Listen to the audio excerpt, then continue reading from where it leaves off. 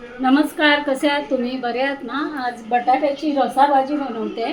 तर आतापुरता बनवते, त्यामुळे एकच बटाटा चिरलाय आणि आता त्याची फोडणी करते. रसाभाजी करणार आहे.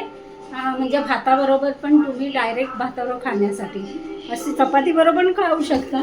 आणि ही पातळ रसाभाजी भाताबरोबर खायला छान लागते. हां, चला तर मग सुरू करूया.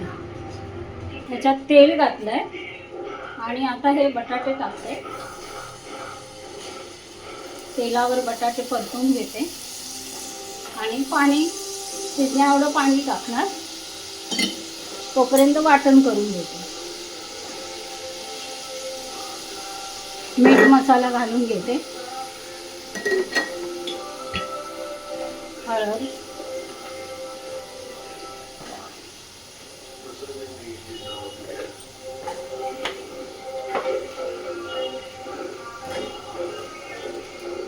मसाला,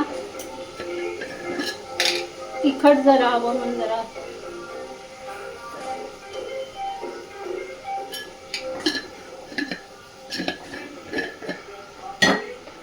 मसाला घालून घेतला.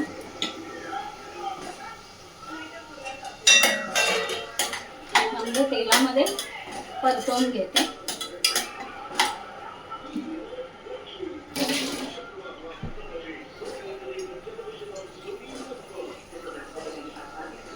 छोट्या कुकरला शिटी करून घेते.